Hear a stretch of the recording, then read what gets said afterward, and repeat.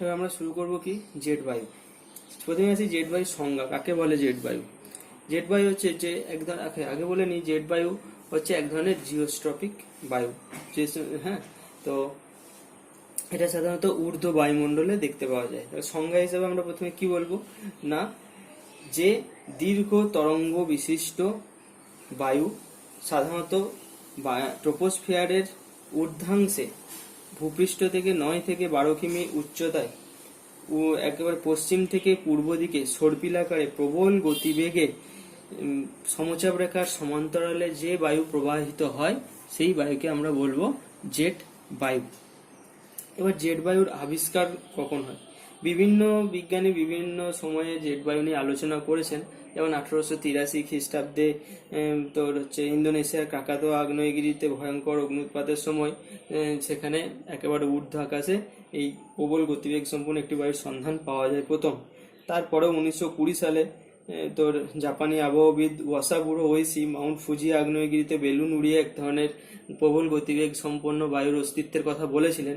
কিন্তু সব থেকে ভালোভাবে এবং পুরো বিচার বিশ্লেষণ করে একটা কি বলবো প্রতিষ্ঠিত মতামত আমরা পাই দ্বিতীয় বিশ্বযুদ্ধের সময়। দ্বিতীয় বিশ্বযুদ্ধের সময়ে একটা ঘটনার কথা উল্লেখ করি, যে সাধারণত 1940 সালের পর দ্বিতীয় বিশ্বযুদ্ধ যখন শুরু হয়েছিল, ঠিক আছে, তো সেই সময় কি হয়েছিল না, মার্কিন যে এরোপ্লেন, মার্কিন যে বিমান, সেই বিমানগুলো কি ছিল না, যখন তোর জাপানে বোমা বর্ষণ করতে আসতো, ঠিক আছে, যখন জাপানে বোমা বর্ষণ করতে আসতো তখন তারা সেখানে কি করতো, পশ্চিম থেকে পূর্বমুখী যে বায়ু, সেই বায়ুর অস্তিত্ব তারা অনুভব করত।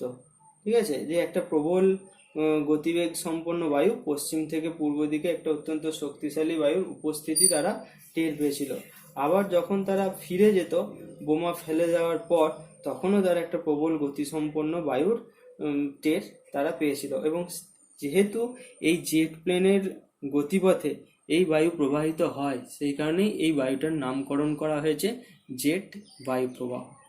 যে জেট বায়ু প্রবাহ কেন নামকরণ করা হলো না, এই দ্বিতীয় বিশ্বযুদ্ধের সময় মার্কিন বিমানগুলি যখন কি করত না, জাপানের ওপর বোমা বর্ষণের জন্য আসতো, তখন তারা ঊর্ধ্ব আকাশে 9 থেকে 12 কিমি উচ্চতায় একটা প্রবল গতিবেগ সম্পন্ন বায়ুর সম্মুখীন তারা হয়েছিল। ঠিক আছে, তো আবার যখন ফিরে যেত তখনও তারা এরকম একটা বায়ুর গতিবেগ সম্মুখীন বা অস্তিত্বের কথা তারা বলেছিল। তো যেহেতু এই তোর জেট বিমান চলাচলের যে গতিপথ, সেই গতিপথে এই বায়ু প্রবাহিত হয় বলে এই বায়ুর নামকরণ করা হয় জেট বায়ু প্রবাহ। এবার আমরা চলে আসি জেট বায়ু প্রবাহের বৈশিষ্ট্যগুলো কি। প্রথমে আসি প্রকৃতি। জেট বায়ু প্রবাহ কেমন হয়? জেট বায়ু প্রবাহ হয়, প্রথম বৈশিষ্ট্যগুলো, বৈশিষ্ট্য প্রথমে হচ্ছে প্রকৃতি। প্রকৃতি কি? জেট বায়ু হচ্ছে আঁকা বাঁকা, ঠিক আছে, দীর্ঘাকার, দীর্ঘ তরঙ্গ বিশিষ্ট হয়, সুদীর্ঘ সংকীর্ণ হয়। হ্যাঁ, কারণ এদের তরঙ্গ দৈর্ঘ্য হয় প্রায় 1000 কিলোমিটার হয়ে থাকে এদের তরঙ্গ। 2 নম্বর হচ্ছে কি, 2 নম্বর হচ্ছে বিস্তার। বিস্তার কত থাকে?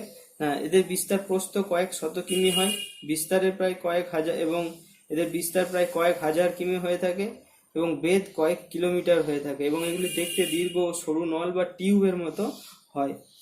সে অবস্থান।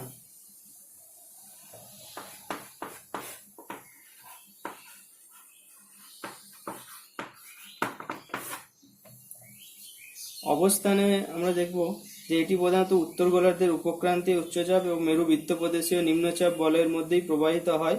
সাধারণত 30 ডিগ্রি থেকে 40 ডিগ্রি উত্তর অক্ষাংশে এর অবস্থান পরিলক্ষিত হয়। তবে ঋতু পরিবর্তন এবং সাময়িক বায়ু প্রবাহের সাথে সাথে এদের অবস্থার কিছুটা পরিবর্তন হতে দেখা যায়। এবার আসবো উচ্চতা।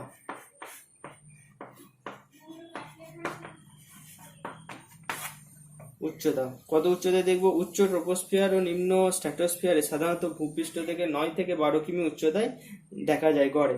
যদি আরো স্পেসিফিক্যালি বলতে হয় তাহলে জেট বায়ু প্রবাহ সাধারণত ক্রান্তীয় অঞ্চলে 15 কিমি উচ্চতায় দেখতে পাওয়া যায়, নাতিশীতোষ্ণ অঞ্চলে 9 থেকে 12 কিমি উচ্চতায় দেখা যায়, এবং মেরু অঞ্চলে সাধারণত এটা 9 কিমি উঁচুতে দেখতে পাওয়া যায়। এবার আসি গতিবেগ। জেট বায়ু প্রবাহ প্রবল গতিবেগ সম্পন্ন হয়। হ্যাঁ, সর্বনিম্ন 150 কিলোমিটার থেকে শুরু করে সর্বোচ্চ 322 কিলোমিটার পর্যন্ত হতে পারে। ঠিক আছে, বা কোনো কোনো বইয়ে তারা এটা তোর 450 কিলোমিটার পর্যন্ত হয়ে থাকে, কখনো কখনো বিশেষ বিশেষ ক্ষেত্রে 450 কিলোমিটার পর্যন্ত হয়ে থাকে। কোনো কোনো বই, এটা বিভিন্ন বই অনুসারে আলাদা আলাদা পার্থক্য হয়। এবং জেট বায়ু যখন শ্রেণী বিভাগ দেখবো তখন আমরা দেখবো বিভিন্ন ধরনের জেট বায়ু প্রবাহের গতিবেগ বিভিন্ন হয়ে থাকে। ঠিক আছে, তো মোটামুটি গড় 161 থেকে 322 কিলোমিটার, বা তোরা যদি বলিস 150 থেকে তোর 400 কিলোমিটার গতিবেগ বললেও হবে। আবার কোনো কোনো বইয়ে তোরা এটা 100 থেকে 500 কিলোমিটার প্রতি ঘন্টায় প্রবাহিত হয়, এরকম তোরা পাবি, বলতে পারে। তো গড় মোটামুটি 100 থেকে 500 কিমি প্রতি ঘন্টায় গতিবেগে জেট বায়ু প্রবাহ প্রবাহিত হয়ে থাকে। আচ্ছা, একটা যে ঊর্ধ্ব বায়ুমণ্ডলে জেট বায়ু প্রবাহ ভূপৃষ্ঠের সঙ্গে কি হয়, সমান্তরাল অক্ষরেখা বরাবর প্রবাহিত হয়। তাই জেট বায়ু প্রবাহের গবেষক সিজি রসবির নাম অনুসারে একে রসবি তরঙ্গ বলা হয়ে থাকে। তাহলে জেট বায়ু প্রবাহের আরেকটি নাম হচ্ছে কি, রসবি তরঙ্গ বলা হয়ে থাকে। কেন? কেন বিজ্ঞানী সিজি রসবি আবিষ্কার করেছেন বলে তার নাম অনুসারে একে রসবি তরঙ্গ বলা হয়ে থাকে। এগুলো হলো এর গুরুত্বপূর্ণ আচ্ছা, এখানে আরেকটা জিনিস বলে দিই যে এর গতি তোর ঘূর্ণন পথ না বায়ু প্রবাহ, এই জেট বায়ু প্রবাহ উত্তর গোলার্ধে ঘড়ির কাঁটার বিপরীতে আর দক্ষিণ গোলার্ধে ঘড়ির কাঁটার দিকে প্রবাহিত হয়ে থাকে। এইগুলো হচ্ছে জেট বায়ু প্রবাহের প্রধান প্রধান বৈশিষ্ট্য। এবার আসি জেট বায়ুর শ্রেণী বিভাগ। জেট বায়ুর শ্রেণী বিভাগও বিভিন্ন বইয়ে বিভিন্ন রকম পাবি, তো আমি প্রধান যে ভাগগুলো সেগুলো বলে দিচ্ছি।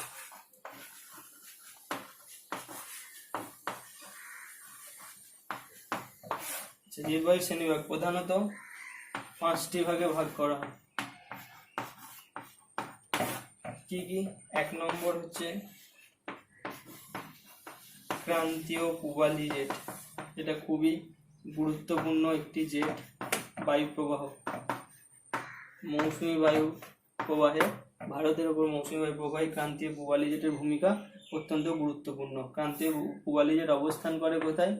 15 ডিগ্রি থেকে 20 ডিগ্রি উত্তর অক্ষাংশে। মনে রাখবি, উত্তর অক্ষাংশে একমাত্র জেট বায়ু প্রবাহ প্রবাহিত হয়, দক্ষিণ অক্ষাংশে নয়। 15 ডিগ্রি থেকে 20 ডিগ্রি উত্তর অক্ষাংশে প্রবাহিত হয়। এর গতিবেগ কত হয়? মোটামুটি 175 থেকে 200 কিমি প্রতি ঘন্টা। ক্রান্তীয় পূবালী জেট 15 ডিগ্রি থেকে 20 ডিগ্রি উত্তর অক্ষাংশে প্রবাহিত হয় 175 থেকে 200 কিলোমিটার প্রতি ঘন্টায় গতিবেগে। 2 নম্বর আরেকটা হচ্ছে সব থেকে গুরুত্বপূর্ণ জেট বায়ু প্রবাহ, উপক্রান্তীয় পশ্চিমী জেট, উপক্রান্তীয় পশ্চিমা জেট বায়ু প্রবাহ।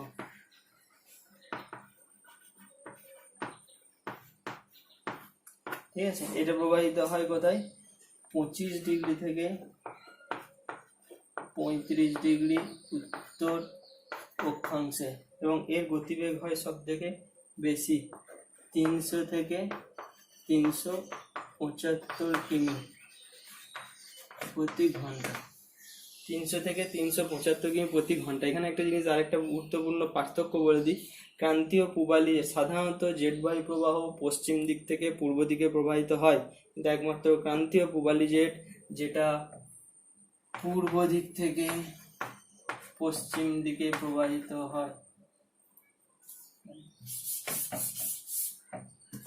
যেটা পূর্ব দিক থেকে পশ্চিম দিকে প্রবাহিত হয়। ঠিক আছে, বাকি যত বায়ু প্রবাহ আছে সেগুলো সব পশ্চিম দিক থেকে পূর্ব দিকে প্রবাহিত হয়। উপক্রান্তীয় পশ্চিমী জেট। 3 নম্বর মেরু সীমান্ত জেট।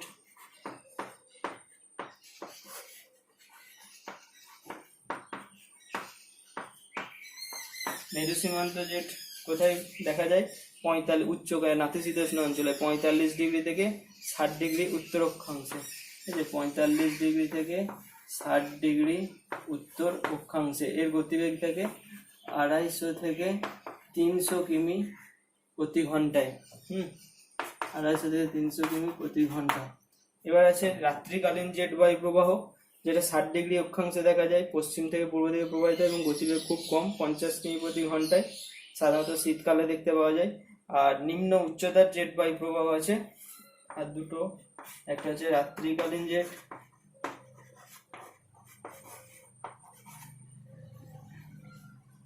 আর 5 নম্বর হচ্ছে নিম্ন উচ্চতার জেট।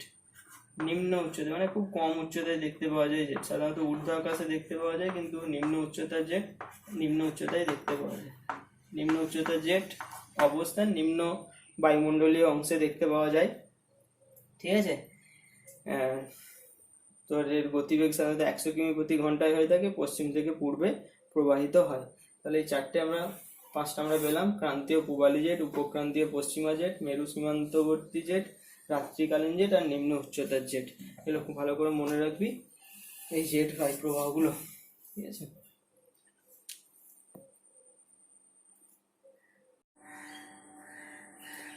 এবার আমরা করবো জেট বায়ুর জীবন চক্র।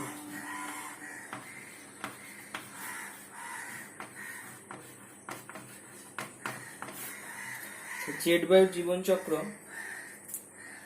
সাধারণত 4টে প্রধান ভাগে ভাগ করা হয়। প্রথম 3টে পর্যায়ে ভাগ করা হয়: প্রথম পর্যায়, দ্বিতীয় পর্যায়, তৃতীয় পর্যায় এবং চতুর্থ পর্যায়। ঠিক আছে, এটা হচ্ছে প্রথম পর্যায়।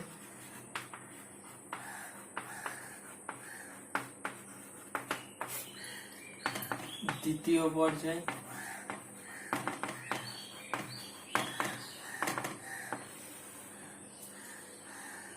তৃতীয় পর্যায়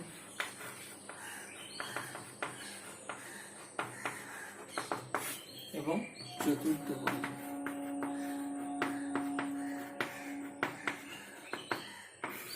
ঠিক আছে, এই 4টে প্রধান পর্যায়ে ভাগ করা হয়।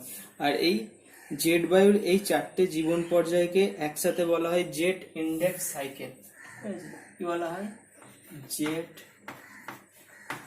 Index cycle.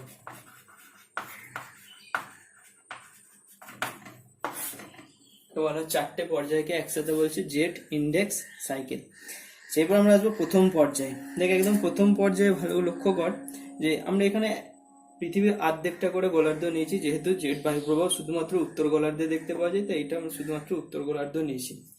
এটা হচ্ছে নিরক্ষরেখা, এটা 30 ডিগ্রি, এটা 60 ডিগ্রি, 30 ডিগ্রি উত্তর, 60 ডিগ্রি উত্তর আর 90 ডিগ্রি। ঠিক আছে, এই 3টে অক্ষরেখাকে আমরা দেখিছি এখানে। তার মধ্যে আমরা প্রথম পর্যায়ে কি হয় দেখ, প্রথম পর্যায়ে বায়ুপ্রবাহে জেট বায়ুপ্রবাহ সাধারণত একেবারে উত্তর মেরু সংলগ্ন স্থানে অবস্থান করতে দেখা যায়। ঠিক আছে, এই সময়ে একেবারে উত্তর মেরুর আশেপাশের অংশেই এই জেট বায়ুপ্রবাহ ঘোরাফেরা করে এবং পশ্চিম থেকে পূর্ব দিকে প্রবাহিত হয়। এবং এই পর্যায়ে দেখা যায় যে বায়ুপ্রবাহের যে জেট বায়ু প্রবাহিত হচ্ছে, সেই বায়ুপ্রবাহের উত্তর দিকে থাকে কে না অতি শীতল মেরুবায়ু, এবং দক্ষিণ দিকে থাকে মধ্য অক্ষাংশে নাতিশীতোষ্ণ বায়ু। অর্থাৎ এটা জেট বায়ু প্রবাহ, এখানটা যে 90 ডিগ্রি অর্থাৎ সুমেরু অঞ্চল, সুমেরু অঞ্চলের আশেপাশে থাকে কি অতি শীতল মেরুবায়ু থাকে এই অংশে, আর এই অংশটাতে কি থাকে নাতিশীতোষ্ণ অঞ্চলে কি তোর নাতিশীতোষ্ণ বায়ু অবস্থান করে। এই পর্যায়ে কি হয় না জেট বায়ু প্রবাহের বিস্তার খুব কম থাকে। দেখ, এমন কিছু জেট বায়ুর বিস্তার নেই, জেট বায়ু আঁকা বাঁকাও খুব একটা হয় না, সর্পিলাকারও হয় না, এবং যে তরঙ্গ, ঠিক আছে, তরঙ্গের যে দৈর্ঘ্য, তরঙ্গ দৈর্ঘ্য কাকে বলে? এইটা হচ্ছে তরঙ্গ দৈর্ঘ্য। ঠিক আছে, তরঙ্গ দৈর্ঘ্য এই পর্যায়ে খুব বেশি থাকে না। ঠিক আছে, এবং এই পর্যায়ে সাধারণত ঘূর্ণিঝড় এবং বৃষ্টিপাত শুধুমাত্র উচ্চ অক্ষাংশের মধ্যেই সীমাবদ্ধ থাকে। সেই কারণে এই পর্যায়টাকে উচ্চ জোনাল ইন্ডেক্স বলা হয়ে থাকে। কি বলা হয়? এই পর্যায়টাকে বলা হয় উচ্চ জোনাল ইন্ডেক্স।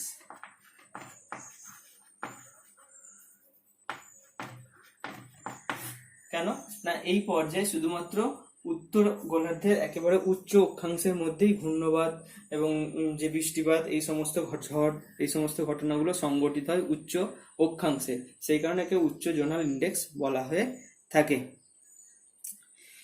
এরপরে দ্বিতীয় পর্যায়ে আসি। দ্বিতীয় পর্যায়ে দেখ, দ্বিতীয় পর্যায়ে জেট বায়ু প্রবাহে আস্তে আস্তে কি হয় যে তরঙ্গের ব্যাপকতাটা বৃদ্ধি পেতে থাকে। এখানে তরঙ্গদের মোটামুটি তরঙ্গ দৈর্ঘ্য সেইভাবে থাকেই না, এখানে আস্তে আস্তে কি হচ্ছে তরঙ্গের বিস্তারটা বাড়তে থাকছে এবং তরঙ্গ দৈর্ঘ্যের ব্যাপকতাটা আস্তে আস্তে বৃদ্ধি পায়। এর ফলে কি হয়, তরঙ্গ যত বাড়তে থাকে, এখানে যে তরঙ্গ ছিল এই তরঙ্গটা আস্তে আস্তে যখন এখানে বৃদ্ধি পেতে থাকছে, তখন আস্তে আস্তে তরঙ্গ কি হচ্ছে, নাতিশীতোষ্ণ অঞ্চল ছাড়িয়ে আস্তে আস্তে নিরক্ষীয় অঞ্চলের দিকে, এটা ক্রান্তীয় অঞ্চল, ক্রান্তীয় অঞ্চল থেকে আস্তে আস্তে নিরক্ষীয় অঞ্চলের দিকে ক্রমশ প্রসারিত হওয়া শুরু হচ্ছে এই পর্যায়ে। অর্থাৎ এই পর্যায়ে কি হয়, তরঙ্গ দৈর্ঘ্য ধীরে ধীরে, এই তরঙ্গের যে ব্যাপকতা, সেই তরঙ্গের ব্যাপকতা আস্তে আস্তে বৃদ্ধি পায়, তরঙ্গ দৈর্ঘ্য আস্তে আস্তে হ্রাস পায়, এবং কি হয় না, এই পর্যায়ে মেরু অঞ্চলের যে বায়ুপ্রবাহ, সেই বায়ুপ্রবাহ নিরক্ষরেখার দিকে, এবং নিরক্ষীয় অঞ্চলের যে বায়ুপ্রবাহ সেটা মেরু অঞ্চলের দিকে প্রবাহিত হয়। এবং এই অবস্থায় কি হয়, মেরুবায়ু এবং নিরক্ষরেখার পার্শ্ববর্তী যে বায়ু তার মধ্যে একটা সংমিশ্রণ ঘটে থাকে। এবং এই পর্যায়ে সাধারণত জেট বায়ুর গতিবেগ 160 থেকে 240 কিমি প্রতি ঘন্টায় হয়ে থাকে। মোদ্দা কথা, এই পর্যায়ে কি হয় না, জেট বায়ুর যে তরঙ্গ, সেই তরঙ্গর ব্যাপকতাটা, বিস্তার ধীরে ধীরে বাড়তে থাকে। তাই সেটি শুধুমাত্র মেরু অঞ্চলের মধ্যে সীমাবদ্ধ না থেকে ধীরে ধীরে নিরক্ষীয় অঞ্চলের দিকে প্রসারিত হয়। যার ফলে কি হয়, মেরু অঞ্চলের যে বায়ু, সেই বায়ু ধীরে ধীরে নিরক্ষীয় অঞ্চলের দিকে প্রবাহিত হয়, আর নিরক্ষীয় অঞ্চলের উষ্ণ বায়ু মেরু অঞ্চলের দিকে প্রবাহিত হয়। ফলে মেরু বায়ু এবং নিরক্ষীয় বায়ুর মধ্যে কি হয়, সংমিশ্রণ ঘটে। এই পর্যায়ে গতিবেগ 160 থেকে 240 কিমি হয়ে থাকে। তৃতীয় পর্যায়ে কি হয়, তৃতীয় পর্যায়ে এসে জেট বায়ু প্রবাহের বক্রতা আরো বৃদ্ধি পায়। দেখ, অশ্বক্ষুরাকৃতির হ্রদের মতো যেমন আস্তে আস্তে অশ্বক্ষুরাকৃতির হ্রদের ওই বাঁকটা বৃদ্ধি পায়, তেমনি আস্তে আস্তে জেট বায়ু প্রবাহে এখানে কি হচ্ছে, তরঙ্গের বাঁকটা আস্তে আস্তে বৃদ্ধি পাচ্ছে। অর্থাৎ জেট বায়ু প্রবাহের যে তরঙ্গ, সেই তরঙ্গের বক্রতা আরো বৃদ্ধি পায় এবং তরঙ্গের প্রসারতা আরো বৃদ্ধি পায়। ক্রান্তীয় উষ্ণবায়ু আরো উত্তরে এবং শীতল মরুবায়ু আরো দক্ষিণে গমন করে। দেখ, এটা আমি দুটো কালারে বোঝাচ্ছি বোঝার জন্য তোদের। যেটা হচ্ছে কি, শীতল বায়ু, ঠিক আছে, কোন অংশটা শীতল বায়ু, এই অংশটা শীতল বায়ু প্রবাহিত হয়, আর এই অংশটা কি হয়, উষ্ণ বায়ু থাকে। ঠিক আছে, যত আস্তে আস্তে দেখ তরঙ্গ বাড়তে থাকছে, তরঙ্গ যত বাড়তে থাকছে, এই শীতল বায়ু আস্তে আস্তে কি হচ্ছে,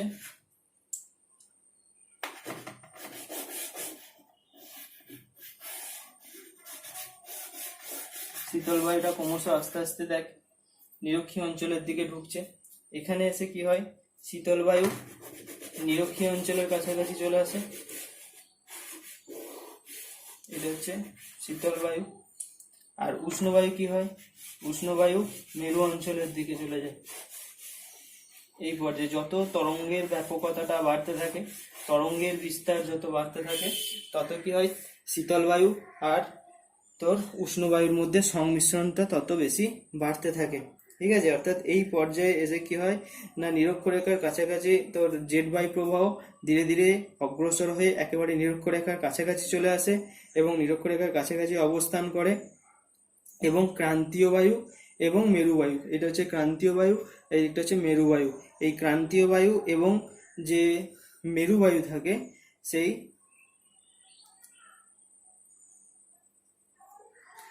মধ্যে ব্যাপক উষ্ণতার বিনিময় ঘটে। অর্থাৎ ক্রান্তীয় বায়ু এবং মেরুবায়ুর মধ্যে উষ্ণতার ব্যাপক বিনিময় ঘটে, এবং যে উষ্ণ বায়ুটা, সেই উষ্ণ বায়ুটা উত্তর দিকে গমন করে, আর যে শীতল বায়ুটা, সেই শীতল বায়ুটা দক্ষিণ দিকে গমন করে। ঠিক আছে, এটা হলো এই পর্যায়ে হয়ে থাকে। আরও কি হয় না, এই পর্যায়ে তরঙ্গগুলি এত দীর্ঘ হয় যে মাত্র 3 থেকে 4টা রসবি তরঙ্গই সমগ্র পৃথিবীকে ঘিরে ফেলে। এবং এই পর্যায়ে আবহাওয়ার ব্যাপক পরিবর্তন ঘটতে থাকে, নিম্ন ট্রোপোস্ফিয়ারে আবহাওয়ার পরিবর্তন ঘটে, এবং এই পর্যায়ে জেট বায়ুর গতিবেগ আরও বৃদ্ধি পায়। এবং এই পর্যায়ে জেট বায়ুর গতিবেগ প্রায় 240 কিমি থেকে 300 কিমি পর্যন্ত হয় গতিবেগ। ঠিক আছে, এই পর্যায়ে গতিবেগ অত্যধিক বৃদ্ধি পায়। তাহলে কি হলো, মূলত এই পর্যায়ে এসে তরঙ্গের যে ব্যাপকতা বা বিস্তার আরো বৃদ্ধি পায়, তরঙ্গের বাঁক আরো বৃদ্ধি পায়, যার ফলে কি হয়, মেরু অঞ্চলের বায়ু উত্তর দিকে চলে আসে, আর উষ্ণ বায়ু বা নিরক্ষীয় অঞ্চলের বায়ু দক্ষিণ দিকে চলে যায়। ফলে মেরুবায়ু এবং নিরক্ষীয় বায়ুর মধ্যে কি হয়, অবাধ মেলামেশার বা সংমিশ্রণের একটা সুযোগ বৃদ্ধি পায়। এবং এই পর্যায়ে নিম্ন ট্রোপোস্ফিয়ারে ব্যাপক গোলযোগের সৃষ্টি হয়। এই পর্যায়ে বায়ুর গতিবেগ 240 থেকে 300 কিমি হয়ে থাকে। এবার আসি সবার শেষ পর্যায়ে বা চতুর্থ পর্যায়ে। চতুর্থ বা তথা শেষ পর্যায়ে গিয়ে জেট বায়ু প্রবাহের কি হয়, জেট বায়ু প্রবাহের তরঙ্গের বিস্তার এখানে সবচেয়ে বেশি হয়। এবং দেখ অশ্বক্ষাকৃতির হ্রদটা একবার মনে কর, অশ্বক্ষাকৃতির হ্রদের একেবারে শেষে গিয়ে যেমন নদী আর বাঁকা পথে প্রবাহিত না হয়ে সোজা পথে প্রবাহিত হয়ে যায়, ঠিক এখানেও একইভাবে জেট বায়ু প্রবাহ ওই বাঁক দিয়ে প্রবাহিত না হয়ে যে কি হয়, জেট বায়ু প্রবাহ সোজা পথে প্রবাহিত হয়। এবং যে অংশগুলো, যে তরঙ্গগুলো বাঁক নিয়ে প্রবাহিত হয়েছিল সেখানে কি ছোট ছোট কক্ষের অবস্থান করে, যেমন অশ্বক্ষুরাকৃতির হ্রদ সৃষ্টি করে, ঠিক সেইভাবে এখানে দেখ ছোট ছোট কিসের সৃষ্টি করেছে, এক একটা করে কক্ষ সৃষ্টি করেছে, নিম্নচাপ কক্ষ সৃষ্টি করে। ঠিক আছে, এর প্রভাবে কি হয়, বিভিন্ন জায়গায় এক মানে নিরবিচ্ছিন্নভাবে জেট বায়ু প্রবাহের তরঙ্গগুলো বিস্তৃতি লাভ না করে কি হয়েছে, একেবারে উপরের অংশে জেট বায়ু প্রবাহগুলো সোজা পথে প্রবাহিত হয় এবং নিরক্ষরেখার কাছাকাছি অবস্থানরত যে তরঙ্গগুলি, সেই তরঙ্গগুলি নিরবিচ্ছিন্নভাবে প্রবাহিত না হয়ে ছোট ছোট নিম্নচাপ কেন্দ্রের সৃষ্টি করে, দিয়ে অবস্থান করে। আবার কোথাও কোথাও কি হয়, উচ্চচাপ কেন্দ্রের সৃষ্টি হতেও দেখা যায়। অর্থাৎ শুধু যে নিম্নচাপ কেন্দ্র সৃষ্টি হবে তা নয়, নিম্নচাপ কেন্দ্র এবং উচ্চচাপ কেন্দ্র উভয়েরই সৃষ্টি হয়ে থাকে এই পর্যায়ে। এর ফলে কি হয় না, এর হওয়ার জন্য এই কোথাও উচ্চচাপ কোথাও নিম্নচাপ হওয়ার জন্য এটা কোথায়, জেট বায়ু প্রবাহ কোথায় দেখা যায়, ঊর্ধ্বাকাশে দেখা যায়। তাহলে এগুলো সৃষ্টি হচ্ছে কোথায়, ঊর্ধ্বাকাশে, তাই তো? তাহলে ঊর্ধ্বাকাশে যে অংশে উচ্চচাপ কেন্দ্রের সৃষ্টি হয়, ঠিক তার নিচে শক্তিশালী নিম্নচাপ কেন্দ্র বা ঘূর্ণিঝড়ের সৃষ্টি হতে দেখা যায়। আবার যে জায়গায় তোর উচ্চচাপের সৃষ্টি হয়, তার নিচে উচ্চচাপের অংশের সৃষ্টি হতে দেখা যায়। এটা হচ্ছে একটা মূল বৈশিষ্ট্য এই পর্যায়ে। এবং এই পর্যায়ে সাধারণত নিম্ন অক্ষাংশে অর্থাৎ নিরক্ষরেখার পার্শ্ববর্তী যে অঞ্চল, সেই অঞ্চলে ঝড়, বৃষ্টি, ঘূর্ণবাত ইত্যাদি সৃষ্টি হতে দেখা যায়। যেহেতু এটা নিম্ন অক্ষাংশে হয়, সেই জন্য একে নিম্ন জোনাল ইন্ডেক্সও বলা হয়ে থাকে। এই পর্যায়টাকে নিম্ন জোনাল ইন্ডেক্স বলা হয়ে থাকে, অর্থাৎ চতুর্থ পর্যায়কে বলা হয় নিম্ন জোনাল ইন্ডেক্স। এখানে দেখ, একদম প্রথম পর্যায়টাকে বলা হচ্ছিল উচ্চ জোনাল ইন্ডেক্স, আর চতুর্থ পর্যায়টাকে বলা হচ্ছে নিম্ন জোনাল ইন্ডেক্স। এখানে জেট বায়ু প্রবাহ অবস্থান করছিল কি মেরু অঞ্চলের কাছাকাছি, আর চতুর্থ পর্যায়ে এসে তোর জেট বায়ু প্রবাহ অবস্থান করছে কোথায়, নিরক্ষীয় অঞ্চলের কাছাকাছি অবস্থান করে, এবং নিরক্ষীয় অঞ্চলের পার্শ্ববর্তী অঞ্চলে ঘূর্ণবাত, ঝড়, বৃষ্টি ইত্যাদি সৃষ্টি হতে দেখা যায়। এরপর আস্তে আস্তে কি হয়, ধীরে ধীরে এই পর্যায়গুলি অন্তর্হিত হয়ে যায় এবং পুনরায় আবার নতুন জেট বায়ু প্রবাহ সৃষ্টি হতে দেখা যায় এবং জীবনচক্রটি সম্পন্ন হয় এইভাবে। তো এই হলো জেট বায়ুর জীবনচক্র। এই চারটি পর্যায়ে সমগ্র জেট বায়ুর জীবনচক্র সম্পন্ন হয়। এই চারটি পর্যায়কে একসাথে বলা হচ্ছে কি, জেট ইন্ডেক্স সাইকেল। এটা ভালো করে মনে রাখবি। এবার আমরা দেখব ভারতের জলবায়ুর ওপর জেট বায়ুর প্রভাব। তো ভারতের জলবায়ুর কোন বায়ু দ্বারা নিয়ন্ত্রিত হয়? ভারতের জলবায়ু মূলত নিয়ন্ত্রিত হয় জেট মৌসুমী বায়ু দ্বারা, তাই তো? ভারতের সাধারণত বলা হয় মৌসুমী বায়ু ক্রীড়া ক্ষেত্র। ভারতকে মৌসুমী বায়ুর দেশ বলা হয়ে থাকে, কারণ কি ভারতে যে জলবায়ু, সেই জলবায়ু মৌসুমী বায়ু দ্বারা নিয়ন্ত্রিত। সেই কারণে ভারতের জলবায়ুকে কি বলা হয়, মৌসুমী বায়ু ক্রীড়া ক্ষেত্র। তো কিভাবে এই মৌসুমী বায়ু, আমরা জানি যে দু রকমের মৌসুমী বায়ু প্রবাহিত হয়, একটা হচ্ছে বর্ষাকালে দক্ষিণ পশ্চিম মৌসুমী বায়ু, আর একটা হচ্ছে শীতকালে উত্তর পূর্ব মৌসুমী বায়ু। তো এই মৌসুমী বায়ু কিভাবে জেট বায়ু দ্বারা নিয়ন্ত্রিত হয় আমরা দেখব, এবং এই মৌসুমী বায়ুর উপর জেট বায়ু ব্যাপক প্রভাব বিস্তার করে। কিভাবে করে? একটা হচ্ছে তোর, আমরা যদি দেখি যে জেট বায়ু, আমি তোদেরকে বলেছিলাম যখন শ্রেণীবিভাগটা বললাম তখন বলেছিলাম যে দুটো জেট বায়ু খুব গুরুত্বপূর্ণ। একটা হচ্ছে ক্রান্তীয় পূবালী জেট, যেটা পূর্ব দিক থেকে পশ্চিম দিকে প্রবাহিত হয়, আর একটা হচ্ছে ক্রান্তীয় পশ্চিমী জেট, যেটা পশ্চিম দিক থেকে পূর্ব দিকে প্রবাহিত হয়। তো এই উপক্রান্তীয় যে পশ্চিমী জেট, সেই উপক্রান্তীয় পশ্চিমী জেট মূলত প্রাথমিক অবস্থায় তোর যখন শীতকাল চলে ভারতবর্ষে। আচ্ছা, এখানে একটা বলা ভালো যে সূর্যের উত্তরায়ণ ও দক্ষিণায়ন ব্যাপারটা তোরা যদি মনে রাখিস বা মনে আসে নাকি জানি, আমি জাস্ট একটু ছোট্ট করে বলে দিই। উত্তরায়ণ কাকে বলে, দক্ষিণায়ন কাকে বলে? উত্তরায়ণ মানে সূর্য যখন উত্তর দিকে হেলে উদিত হয়, সেটাকে বলে যে সূর্যের উত্তরায়ণ। আর যখন সূর্য দক্ষিণ গোলার্ধের উপর লম্বভাবে কিরণ দেয় বা কিছুটা দক্ষিণ দিকে হেলে উদিত হয়, তখন সেটা হচ্ছে সূর্যের দক্ষিণায়ন। তো কখন বলা হচ্ছে সেটা? যেমন হচ্ছে তোর 22শে ডিসেম্বর, ঠিক আছে, দক্ষিণ অয়নান্ত দিবস। বা পৌষ সংক্রান্তি যেটা বলে আমরা, ঠিক আছে। তো সংক্রান্তি যেটাকে বলা হয়, তো সেই 22শে ডিসেম্বরের পর থেকে অর্থাৎ 23শে ডিসেম্বর থেকে 21শে জুন অবধি সময় হচ্ছে সূর্যের উত্তরায়ণ। সেই সময় সূর্য উত্তর গোলার্ধে লম্বভাবে কিরণ দেয়, ঠিক আছে। আর ঠিক তোর হচ্ছে 21শে জুন অর্থাৎ 22শে জুন থেকে পরবর্তী 22শে ডিসেম্বর পর্যন্ত এই 6 মাস হচ্ছে সূর্য দক্ষিণ দিকে লম্বভাবে কিরণ দেয়, ঠিক আছে। সেই কারণে এই সময়টাকে বলা হচ্ছে কি তোর সূর্যের দক্ষিণায়ন। তো 22শে ডিসেম্বর হচ্ছে দক্ষিণায়নান্ত দিবস, আর 21শে জুন হচ্ছে উত্তরায়ণান্ত দিবস। এর মাঝখানে আরো দুটো দিন আছে, যে দুটো দিন পৃথিবীর নিরক্ষরেখার উপর সূর্য লম্বভাবে কিরণ দেয় এবং পৃথিবীতে কি দিন এবং রাত্রি সমান হয়। এই কিছুদিন আগে সেই দিন একটা পেরিয়ে গেছে, যেটা হচ্ছে 23শে সেপ্টেম্বর, যেটাকে বলা হয় জলবিষুব। আর একটা হচ্ছে 21শে মার্চ, যেটাকে বলা হয় মহাবিষুব। এই দুটো দিন সূর্য একদম কি মাঝামাঝি অর্থাৎ নিরক্ষরেখার উপর লম্বভাবে কিরণ দেয়, না উত্তর দিকে বেশি যায় না দক্ষিণ দিকে বেশি যায়, ঠিক আছে। এই দুটো দিন হচ্ছে একদম সূর্য লম্বভাবে কিরণ দেয়, তাই সেই দুটো দিন পৃথিবীতে দিন রাত্রি সমান হয়, 12 ঘন্টা দিন 12 ঘন্টা রাত্রি, তাই একে বিষুব বলা হয়। একটা মহাবিষুব 21শে মার্চ, 23শে সেপ্টেম্বর হচ্ছে জলবিষুব। দেখ এখন হচ্ছে 23শে সেপ্টেম্বর, এই সদ্য পেরিয়ে গেল, ঠিক আছে। তো এখন দেখবি খুব তাড়াতাড়ি সন্ধ্যেও হয়ে যাচ্ছে। তো যাই হোক, এটা নিয়ে পরে আসছি। এবার আমরা জেট বায়ুতে ঢুকি। জেট বায়ু, জেট বায়ু আমরা দুটো ভাগে ভাগ করতে পারি জেট বায়ুকে দেখানোর জন্য। একটা হচ্ছে কি ক্রান্তীয় পূবালি জেট, আর একটা আমরা দেখবো উপক্রান্তীয় পশ্চিমী জেট, বা অন্যভাবেও বলা যায় একটা হচ্ছে গ্রীষ্মকালীন মৌসুমী বায়ুর সঙ্গে জেট বায়ুর সম্পর্ক বলতে পারি, আর একটা শীতকালীন মৌসুমী বায়ুর সঙ্গে জেট বায়ুর সম্পর্ক বলতে পারি। তো যখন সাধারণত শীতকালে কি হয়, শীতকাল যদি আমরা দেখি, শীতকালে সাধারণত ভারতের 20 ডিগ্রি থেকে যে 25 ডিগ্রি যে অংশটা, সেই 20 ডিগ্রি থেকে 25 ডিগ্রি অংশের মধ্যে, অর্থাৎ এই অংশটার মধ্যে কে প্রবাহিত হয়, আমি হলুদ কালি দিয়ে দেখাবো উপক্রান্তীয় পশ্চিমী জেট।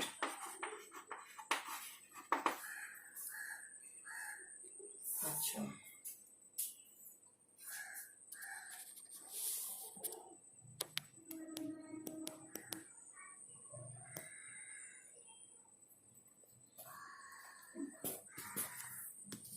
আমি হলুদ কালি দিয়ে দেখাবো উপক্রান্তীয় পশ্চিমী জেট, উপক্রান্তীয় পশ্চিমী জেট। আর লাল কালি দিয়ে দেখাবো ক্রান্তীয় পূবালি জেট, ঠিক আছে। হলুদ কালি আর লাল কালি, ঠিক আছে, বোঝা গেছে। হলুদ কালি দিয়ে দেখাবো কি উপক্রান্তীয় পশ্চিমী জেট, আর লাল কালি দিয়ে দেখাবো ক্রান্তীয় পূবালি জেট।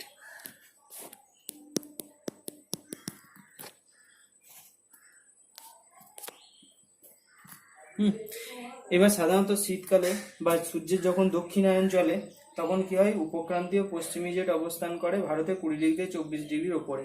কিন্তু যখনই সূর্যের উত্তরায়ণ চলে, যখন সূর্যের উত্তরায়ণ অর্থাৎ 21শে মার্চ পেরিয়ে যাওয়ার পর সূর্য উত্তর গোলার্ধের উপর লম্বভাবে কিরণ দেয়। কখন? 21শে মার্চ পেরিয়ে যাওয়ার পর। এবং জুন মাসে গিয়ে 21শে জুন তারিখে সূর্য কর্কট ক্রান্তি রেখার উপর লম্বভাবে কিরণ দেয়। এই কর্কট ক্রান্তি রেখা কি ভারতের মাঝ বরাবর প্রবাহিত হয়েছে 23.5 ডিগ্রি, 23.5 ডিগ্রি উত্তর অক্ষরেখা, যেটাকে বলা হয় কর্কট ক্রান্তি রেখা, তাই তো। তাহলে 21শে জুন তারিখে কি হয়, সূর্য উত্তর গোলার্ধে লম্বভাবে কিরণ দেয় এবং কর্কট ক্রান্তি রেখার উপর লম্বভাবে কিরণ দেয়। তাই জুন মাসে সাধারণত দেখা যায় যে ভারতের ঠিক উত্তর ভারতে, অর্থাৎ কোথায়, এই তিব্বত মালভূমি অঞ্চলে, এই তিব্বত মালভূমি যে অঞ্চল, ভারতের উচ্চতম মালভূমি, পৃথিবীর বৃহত্তম পর্বত বেষ্টিত মালভূমি তিব্বত মালভূমি ভারতের ঠিক উপরেই অবস্থিত। তো এই তিব্বত মালভূমির উপর কেউ লম্বভাবে কিরণ দেয় এবং তিব্বত এই 23.5 ডিগ্রি রেখার উপর লম্বভাবে কিরণ দেয়। তার জন্য সমগ্র উত্তর ভারতের উষ্ণতা খুব বেশি হয় এবং ঠিক এই তিব্বতীয় যে অংশটা, সেই তিব্বতীয় অংশে কি হয়, উষ্ণতা অত্যধিক বৃদ্ধি পেয়ে যায়। এই অত্যধিক উষ্ণতা বৃদ্ধি পাওয়ার জন্য ঠিক এই সময় উপক্রান্তীয় পশ্চিমী জেট এই ভারতের যে মাঝখানে অবস্থান করত, সেটা আস্তে আস্তে ধীরে ধীরে ওপরের দিকে উঠে যায় এবং হিমালয় পর্বতের একদম উত্তরে গিয়ে অবস্থান করে। তিব্বত মালভূমির আরো উপরে গিয়ে অবস্থান করে কে, উপক্রান্তীয় পশ্চিমী জেট। অর্থাৎ এখানে উপক্রান্তীয় পশ্চিমী জেট অবস্থান করছে কোথায়? তিব্বত মালভূমিকে অতিক্রম করে গিয়ে। তাহলে এই জায়গাটা ফাঁকা হয়ে গেল। ফাঁকা হয়ে গেলে কে আসে? না, ঠিক যখন উপক্রান্তীয় জেট এখান থেকে সরে গেল, ঠিক তখনই পূর্ব দিক থেকে পশ্চিম দিকে প্রবাহিত হওয়া শুরু করলো কার? ক্রান্তীয় পূবালী জেট। ক্রান্তীয় পূবালী জেট ভারতের উপর দিয়ে প্রবাহিত হতে শুরু করে। এতক্ষণ ক্রান্তীয় পূবালী জেট কোথায় ছিল? ভারত মহাসাগরের উপরে, আরো নিচে। ঠিক আছে, যেই উপক্রান্তীয় জেট উপরের দিকে, পশ্চিমী জেট উপরের দিকে সরে চলে গেল একেবারে তিব্বত মালভূমি পেরিয়ে, ঠিক সেই সময় ক্রান্তীয় পূবালী জেট পূর্ব দিক থেকে পশ্চিম দিকে প্রবাহিত হয়ে ভারতের মধ্যে প্রবেশ করে। কোথায় প্রবেশ করে? না, ভারতের 10 ডিগ্রি থেকে 12 ডিগ্রি অক্ষাংশের মধ্যে কি হয়? 10 ডিগ্রি থেকে 12 ডিগ্রি অক্ষাংশের মধ্যে, এই 10 ডিগ্রি থেকে 12 ডিগ্রি অক্ষাংশের মধ্যে প্রতিষ্ঠিত হয়। 10 থেকে 12 ডিগ্রি অক্ষাংশের মধ্যে প্রতিষ্ঠিত হওয়ার ফলে এই ক্রান্তীয় পূবালী জেট কি হয়? ভারতের উপর দিয়ে প্রবাহিত হয়। এবং এই ক্রান্তীয় পূবালী জেটের জন্যই কি হয়? দক্ষিণ পশ্চিম মৌসুমী বায়ু ভারতের দিকে অগ্রসর হয়। কেন?